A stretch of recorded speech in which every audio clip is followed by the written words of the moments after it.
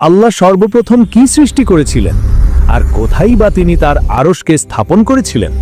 আসুন আজ আমরা পবিত্র কোরআন ও হাদিসের আলোকে সৃষ্টির সেই প্রথম অধ্যায়ে ফিরে যাই। আমাদের প্রিয় নবী হযরত মুহাম্মদ সাল্লাল্লাহু আলাইহি ওয়াসাল্লাম বলেছেন, আল্লাহ সর্বপ্রথম যা সৃষ্টি করেছেন তা হলো কলম। এই কলম কোনো সাধারণ কলম নয়, এর দৈর্ঘ্য আসমান ও জমিনের মধ্যবর্তী দূরত্বের সমান। কলমকে সৃষ্টি করার পর আল্লাহ তাকে আদেশ করলেন, লেখো। কলম আল্লাহর আরশের সামনে দাঁড়িয়ে অত্যন্ত বিনয়ের সাথে জিজ্ঞেস করল, হে আমার রব, আমি কি লিখব? আল্লাহ বললেন, লা ইলাহা ইল্লাল্লাহ, আল্লাহ ছাড়া কোনো উপাস্য নেই, এই কালিমাটি লেখো। তখন কলম আল্লাহর একত্ববাদের এই মহান বাণীটি লিখতে শুরু করল। বর্ণনায় এসেছে, কলম 1000 বছর ধরে শুধু এই কালিমাটিই লিখতে থাকলো। 1000 বছর পর আল্লাহ আবার কলমকে বললেন, লেখো। কলম আবার জিজ্ঞেস করল, হে আমার রব, আমি আর কি লিখব?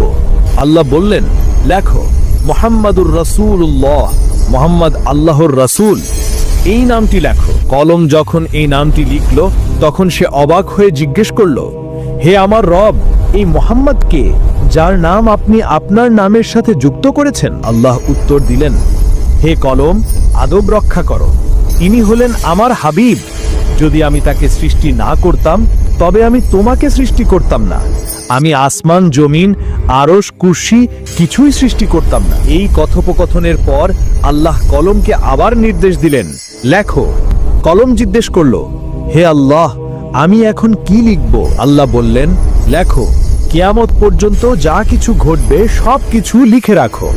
সেই মুহূর্তে আল্লাহর হুকুমে কলম লাউহে মাহফুজ নামক এক সংরক্ষিত ফলকে মহাবিশ্বের শুরু থেকে শেষ পর্যন্ত প্রতিটি অণু পরমাণুর ভাগ্য, প্রতিটি সৃষ্টির নিয়তি, কে কখন জন্মাবে, কে কখন মারা যাবে, কার রিজিক কতটুকু হবে, কে জান্নাতে যাবে আর কে জাহান্নামে, সব কিছু লিখে ফেলল।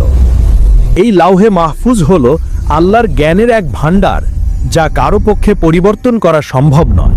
এই প্রাথমিক সৃষ্টিগুলোর পর এবং আসমান জমিন সৃষ্টির আগেই আল্লাহ তার ইবাদত এবং এই বিশাল মহাবিশ্ব পরিচালনার জন্য এক বিশেষ আলোর তরি সৃষ্টিকে তৈরি করলেন, ফেরেশতাদের। নাবিজি বলেছেন, ফেরেশতাদেরকে নূর বা আলো থেকে সৃষ্টি করা হয়েছে। তাদের কোনো কামনা বাসনা নেই, তাদের কোনো ক্লান্তি নেই, তাদের একমাত্র কাজ হলো অবিরাম আল্লাহর প্রশংসা করা এবং তার দেয়া আদেশ পালন করা। তাদের সংখ্যা কত তা একমাত্র আল্লাহ ছাড়া আর কেউই জানে না। তাদের মধ্যে আল্লাহ বিভিন্ন দায়িত্ব বন্টন করে দিলেন। আল্লাহ সর্বপ্রথম 8 জন বিশেষ এবং অত্যন্ত শক্তিশালী ফেরেশতা সৃষ্টি করেন, যারা তার মহান